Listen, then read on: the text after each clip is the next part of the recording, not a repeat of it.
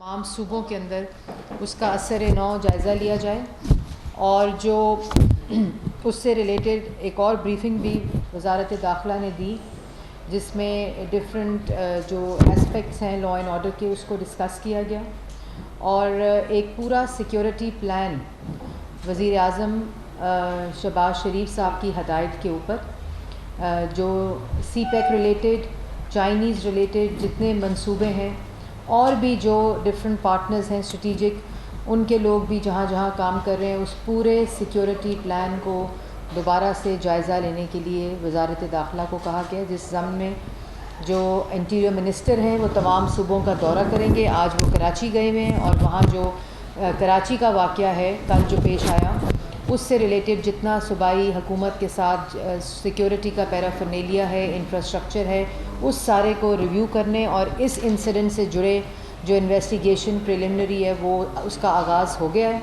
और इसमें जो चाइनीज़ एम्बेसी है उनको भी इस बात की यकीन दहानी कराई गई है कि ये इन्वेस्टिगेशन बहुत जल्द मुकम्मल भी होगी और इसमें उनको अपडेट भी रखा जाएगा। उसके साथ साथ जो मुल्क की सिक्योरिटी की सिचुएशन है, जो नेशनल एक्शन प्लान जो पाकिस्तान मुस्लिम लीग नून के दौर में वज़ीर आज़म नवाज़ शरीफ साहब ने बहुत ही कामयाबी के साथ मुल्क का अमन वापस लौटाया था, तमाम सूबाई स्टेक होल्डर्स के साथ मिलकर, जहां सूबों ने लीड ली थी और विज़न दिया था और वफाक ने उनको फैसिलिटेट और सपोर्ट किया था, उसका नेशनल एक्शन प्लान का भी फौरी तौर पर दोबारा जायज़ा लेने के लिए वज़ीर आज़म ने हदायत कर दी है। और उसमें जो नेक्टा है, जो counter terrorism national counter terrorism authority है, उसका फौरी तौर पर इजलास बुलाने की भी हदायत हो गई है जो कि बुलाया जाएगा। और उसमें पूरा नेशनल एक्शन प्लान का जो एम्बिट है, सूबों के साथ भी जो शराकत दारी है और जिस तरह सूबे इसको पहले लीड कर रहे थे वही उसी कमिटमेंट और उसी जज्बे के साथ इसको दोबारा जो रिवाइव करने की और उसके ऊपर पूरा एक रिव्यू और जायज़ा लेने की हदायत वज़ीर आज़म शहबाज शरीफ साहब ने की है। इसके साथ साथ काबीना में आज एक बहुत इम्पॉर्टेंट जो civil servant directory retirement from service है, उसका जो रूल्स 2020 बनाया जा रहा था, जिसका मकसद सिर्फ ब्यूरोक्रेसी को प्रेशराइज़ करना, ब्यूरोक्रेसी को कंट्रोल करना, उसकी आर्म ट्विस्टिंग करना, वो मकसद था। तो इसको काबीना ने ये फ़ैसला किया है कि इन तमाम सर्विस रूल्स को जो कि उस वक़्त बनाए जा रहे थे ख़ास मकसद के लिए, उसको रिव्यू किया जाए, उसका जायज़ा लिया जाए और कोई भी ऐसा कानून साजी या ऐसे रूल्स ना बने जो अफसरान को निशाना बनाने के लिए इस्तेमाल किए जाएं। तो इस पर नज़रसानी के लिए काबीना की एक कमेटी तश्कील दे दी गई है जिसमें वज़ीर कानून आज़म नज़ीर तारड़ साहब और क्लाइमेट चेंज की फ़ेडरल मिनिस्टर शहरी रहमान साहिबा और रेलवे के फ़ेडरल मिनिस्टर ख्वाजा साद रफ़ीक साहब पर मुश्तमिल ये कमेटी है जो अगली काबीना की मीटिंग तक फौरी इसके ऊपर जायज़ा लेकर 2 हफ़्तों में जायज़ा लेकर ये रिपोर्ट काबीना को पेश करेगी और उसके मुताबिक काबीना जो है वो इसका फ़ैसला करेगी।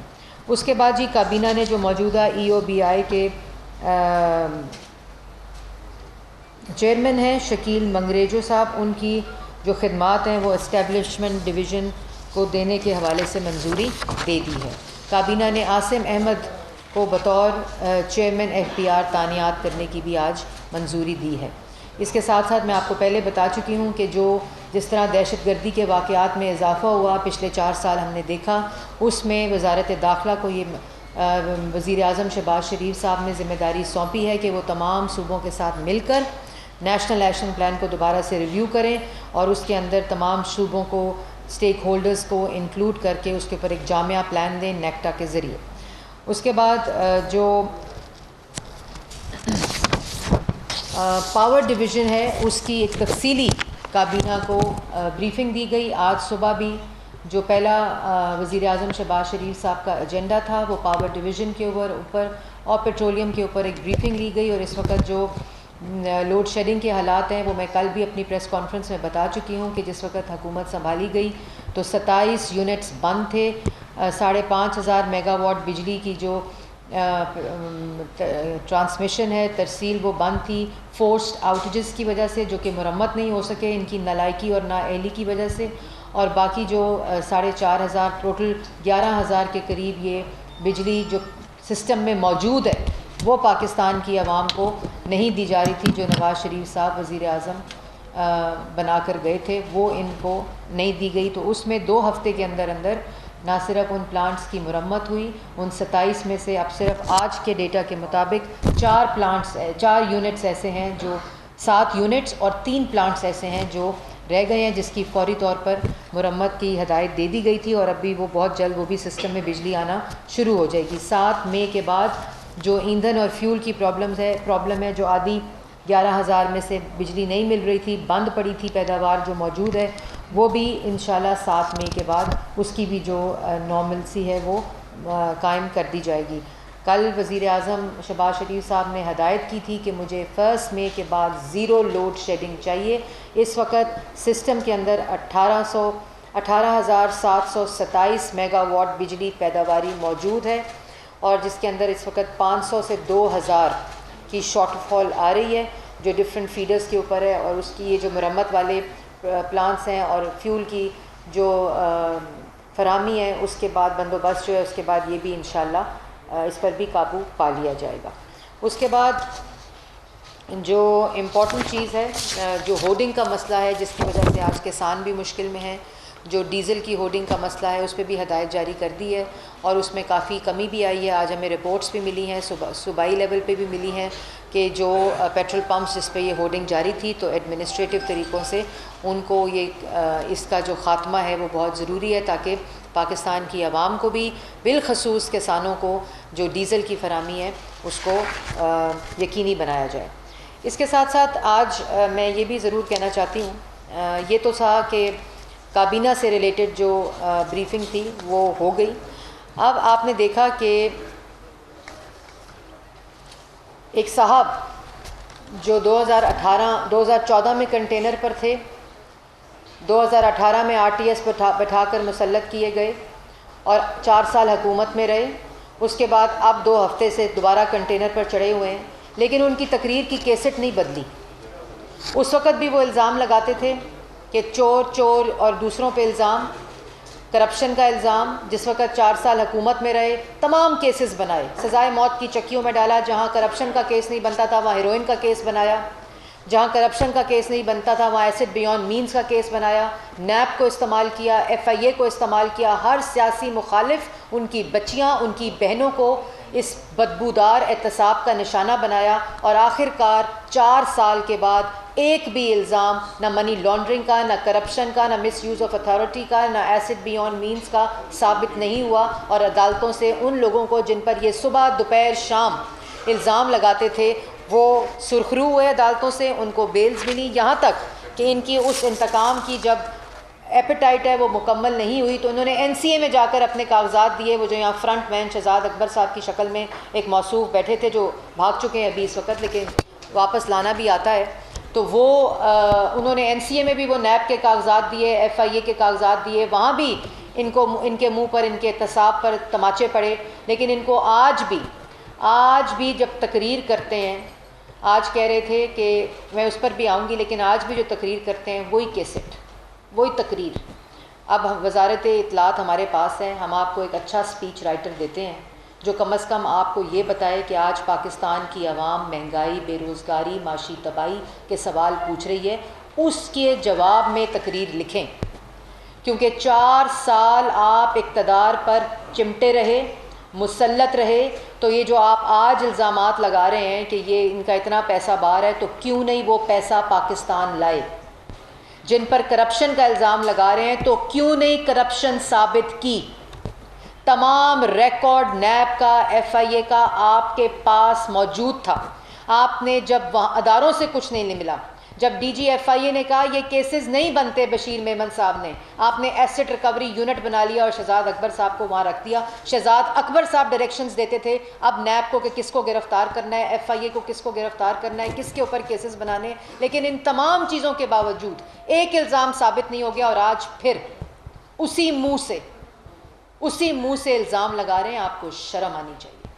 आज पाकिस्तान की आवाम पूछती है कि अगर चोरी हुई थी, अगर करप्शन हुई थी, अगर मनी लॉन्ड्रिंग हुई थी, अगर बाहर पैसा गैर कानूनी तौर पर पड़ा है, तो 4 साल में वो करप्शन साबित क्यों नहीं हुई? वो पैसा वापस क्यों नहीं आया? क्योंकि ये झूठ बोल रहे थे, ये इल्ज़ाम लगा रहे थे। और आज भी यही बातें इसलिए हो रही हैं, ये बातें इसलिए हो रही हैं कि कारकर्दगी सिफर है। ये इलेक्शन कमीशन के ऊपर जो रोज़ धमकी, गुंडागर्दी, और आज मैं देख रही थी कि इलेक्शन कमिश्नर इस्तीफ़ा दे। इस्तीफ़ा तो आपको देना चाहिए था उस वक़्त जब इक़्तिदार से चिमटे हुए थे और 60 लाख लोगों को बेरोज़गार किया, 43,000 अरब का कर्ज़ा लिया, महंगाई की शरह 16% पर पहुंचाई, तरक्की की शरह मनफी की, और आज भी वो 2018 से कम है। इस्तीफ़ा आपको देना चाहिए था। आपने कश्मीर फरोशी की, इस्तीफ़ा आपको देना चाहिए था। और आज इलेक्शन कमीशन आपसे मांगे, पूछे सवाल, तो इलेक्शन कमिश्नर दे, चीफ इलेक्शन कमिश्नर दे इस्तीफ़ा। क्यों? और चीफ इलेक्शन कमिश्नर आपसे पूछे फॉरेन फंडिंग 70 लाख डॉलर का हिसाब मांगे, मनी लॉन्ड्रिंग का, जो आपकी जेबों में गया, जो आपके पर्सनल अकाउंट्स में गया, जो ओवरसीज़ पाकिस्तानीज़ ने दिया, और उसके बाद जो गैर कानूनी फंडिंग जो आपने गैर मुल्कियों से ली, उसको आपने डिक्लेयर नहीं किया, जो स्टेट बैंक ने डेटा इलेक्शन कमीशन को दिया, वो आपका फैसला आने वाला है। तो इलेक्शन कमीशन दे इस्तीफ़ा और कराए इलेक्शन। क्यों कराए इलेक्शन? इलेक्शन होंगे मुकर्ररा वक्त पर। इमरान खान को इलेक्शन नहीं, इमरान खान को शहबाज शरीफ की कारकर्दगी से डर लगता है। इमरान खान को शहबाज शरीफ के खिदमत के जज्बे से डर लगता है। इमरान खान साहब को ये पता है कि 2 हफ्ते में चीनी 85 रुपये से 70 रुपये हो गई है। इमरान खान को ये पता है कि 2 हफ्ते में आटा 550 से 400 रुपये हो गया है। इमरान खान साहब को ये पता है कि आज लोग मेट्रो पे बाइज़्ज़त तरीके से, जो 4 साल से मंसूबा बंद था, वो 5 दिन में चलाकर आज लोग पेशावर मोड़, फैज़ाबाद, रावलपिंडी, इस्लामाबाद से जो 2-2, 3-3 हज़ार रुपया टैक्सी का देकर जाते थे, आज मेट्रो पे बाइज़्ज़त सवारी पे एयरपोर्ट जा रहे हैं। ये इमरान खान साहब को बात पता है। और इमरान खान साहब को ये बात भी पता है कि जो बिजली लोड शेडिंग, महंगी बिजली, जो 27 प्लांट्स बंद थे जिसकी वजह से लोड शेडिंग हो रही थी, वो 2 हफ्ते में प्लांट्स भी चल रहे हैं, आवाम को बिजली भी मिल रही है, लोड शेडिंग में कमी भी आ रही है। और जिस तरह 14,000 मेगावाट बिजली बनाकर गए थे, आइंदा अगर 18,000 मेगावाट बिजली बना दी तो इनकी शक्ल कोई याद नहीं करेगा। इनको इस बात का पता है, इसलिए ये जो है ना इलेक्शन की गर्दान, ये इन्होंने लगाई हुई है। असल में इनको इलेक्शन नहीं चाहिए, असल में इनको ये बात पता है कि अगर पाकिस्तान, ये कोalition गवर्नमेंट और शहबाज शरीफ साहब वज़ीर आज़म रह गए, वो कोalition गवर्नमेंट जो वफाक के हकूक़ का भी मुहाफ़िज़ होगी और जो पाकिस्तान के रिलीफ़ की भी मुहाफ़िज़ होगी। और अगर ये तरक्याती मंसूबे, अगर महंगाई इसी तरह नीचे आती रही, अगर रोज़गार के मंसूबे पाकिस्तान की आवाम को मिल गए, तो इमरान खान साहब से तो अभी सवाल हो रहे हैं, उसके बाद इनका नाम लेने वाला कोई नहीं होगा। इसलिए इलेक्शन कमीशन को धमकाने की कोशिश कर रहे हैं। तो ये पाकिस्तान की आवाम को भी बताना चाहती हूँ और इमरान खान साहब को भी बताना चाहती हूँ कि खौफ सिर्फ शहबाज शरीफ की मकबूलियत का है, खौफ सिर्फ पाकिस्तान मुस्लिम लीग नून के खिदमत के जज्बे और कोalition गवर्नमेंट के खिदमत के जज्बे और तरजीहात का है। इलेक्शन अपने मुकर्ररा वक्त पर होगा। और जो IMF और जो माशी मईशत के अंदर दहशत गर्दी की है, जिस किस्म की दहशत गर्दी करके गए हैं, जो आज पाकिस्तान की आवाम उसका खमियाजा भुगत रही है, चाहे वो बेरोज़गारी हो, चाहे वो महंगाई हो, चाहे वो मुफलसी हो, चाहे वो आटा हो, चीनी हो, बिजली हो, गैस हो, वो इनकी नालायकी की वजह से आज महंगी है। ये इनको बात पता है। इसलिए इस पर तो कोई तकरीर नहीं, इस पर तो कोई जवाब नहीं। इलेक्शन कराओ। क्यों कराओ इलेक्शन?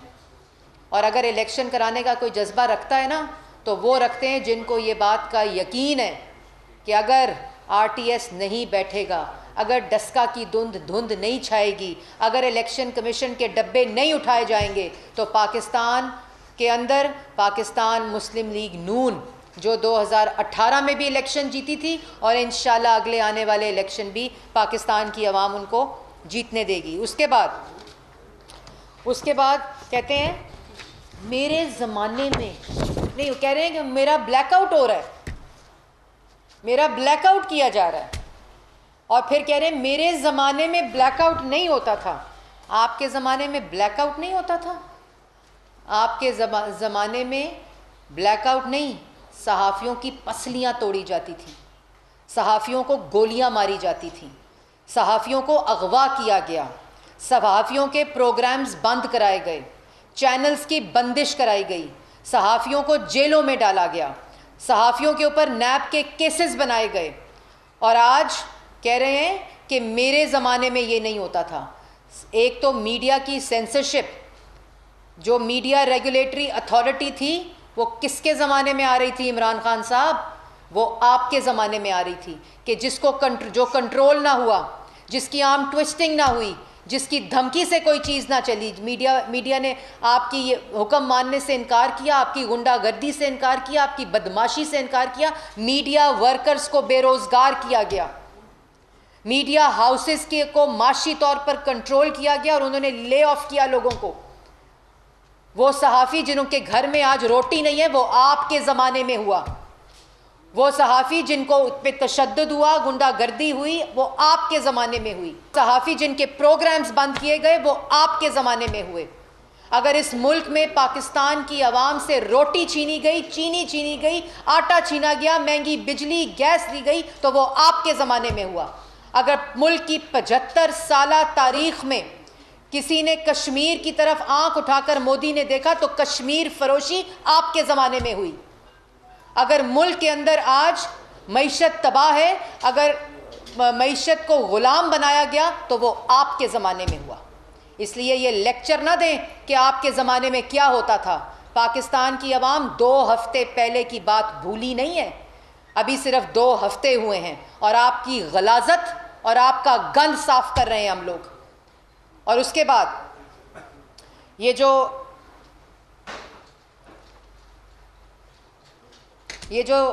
जो अभी आज वो मेरा ख्याल है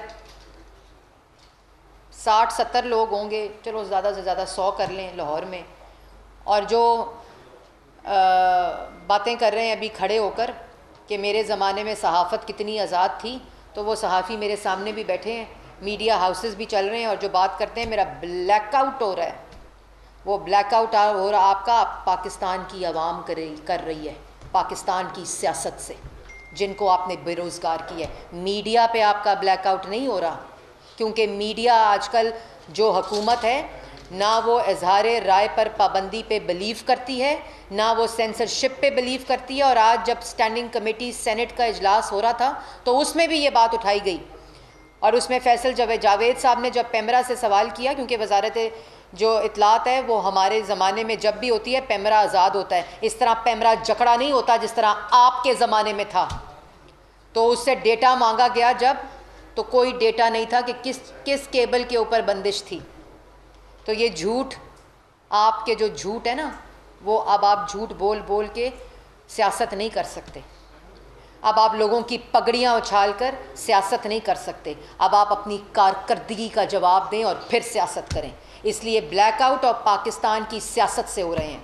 ब्लैकआउट आपको पाकिस्तान की आवाम कर रही है। ब्लैकआउट अगर आपको कोई कर रहा है तो वो आपकी कारकर्दगी कर रही है। आपका वो अमाल नामा जो पाकिस्तान की आवाम को दोनों हाथों से कार्टल्स और माफिया को दाएं और बाएं बिठाकर लूटा, वो आपका ब्लैकआउट हो रहा है। इसलिए पाकिस्तान की आवाम ये जानती है कि इलेक्शन क्यों कराओ, क्योंकि अभी तो 2 हफ्ते की कारकर्दगी, और इंशाअल्लाह इस काबीना की, इस हकूमत की, तमाम कोएलिशन पार्टनर्स की तरजीह सिर्फ एक है कि पाकिस्तान की आवाम को रिलीफ दिया जाए। 4 साल हर शोबा, चाहे वो किसान हो, चाहे वो मीडिया हो, चाहे वो पाकिस्तान की आवाम हो, टीचर्स हो, नर्सेज हो, जो शोबा जो इनकी माशी दहशत गर्दी का शिकार हुआ है, उसको इंशाअल्लाह हम रिलीफ देंगे। और आखिर में कह रहे हैं डोनाल्ड लू ने एम्बेसडर को बुलाकर धमकी दी, ये तकरीर फरमा रहे थे आज। वो कागज़ इसलिए लहराया जा रहा है क्योंकि वो कागज़ जो लहराया जा रहा है ना साजिश का, वो इसलिए लहराया जा रहा है कि कारकर्दगी का सफ़ा खाली है, उसके ऊपर एक लाइन भी नहीं है। 1 करोड़ नौकरी में से 1 करोड़ नौकरी भी दर्ज नहीं है। 50 लाख घर में से 50 लाख घर में से इस सफ़े के ऊपर एक घर भी दर्ज नहीं है। माशी तरक्की, महंगाई के वो काले इंडिकेटर्स हैं जिसका आज पाकिस्तान की आवाम खमियाजा भुगत रही है।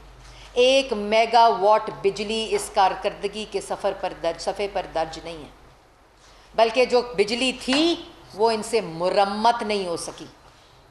तो इस खाली सफ़े कारकर्दगी के ऊपर साजिश का बयानिया, वो भी झूठा, वो कितनी देर चलाओगे, कितनी देर चलेगा? डोनाल्ड लू ने अगर धमकी दी थी तो फिर 7 तारीख को मीटिंग हुई तो 8 तारीख को धमकी दी थी अगर आपके बकौल, तो 28 तारीख को याद आई। और 16 मार्च को उसी डोनाल्ड लू ने जो आपके मुताबिक धमकी दी थी, तो 16 मार्च को की नोट स्पीकर क्यों बुलाया था इमरान खान साहब? वो तो धमकी दे रहा था आपको। और ये कौन सी धमकी है?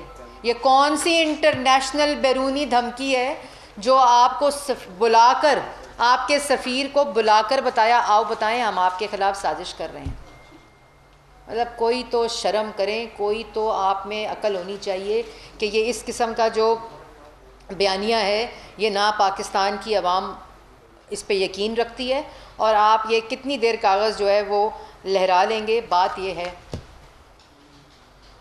कि धरने में फ़ौरन फंडिंग के ज़रिए मुल्क के ख़िलाफ़ साजिश करने की कोशिश की, कुर्सी पर मुसल्लत रहकर माशी दहशत गर्दी कर कर, मुल्क को गरीब करके, आवाम को भूखा करके, आवाम को मुफलिस करके, कश्मीर फरोशी करके, गैस, आटा, दवाई महंगी करके, रोटी, आटा, चीनी आवाम से छीन कर, मुल्क के लिए 43,000 अरब का कर्ज़ा छोड़कर, महंगाई की शरह 16% पर, तरक्की की शरह मनफी से 4% पर रख कर कहते हो साजिश कोई और कर रहा है।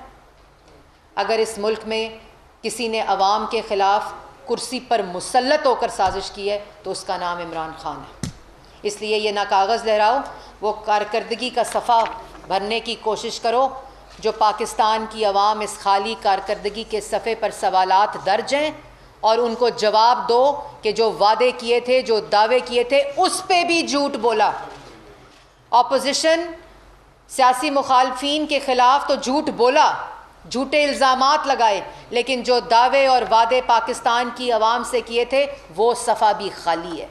इन सफ़ों को भरो, वरना पाकिस्तान की आवाम जिस तरह तुम्हारा ब्लैकआउट करेगी तो पाकिस्तान की तारीख़ में भी तुम्हारा नाम लेने वाला कोई नहीं होगा।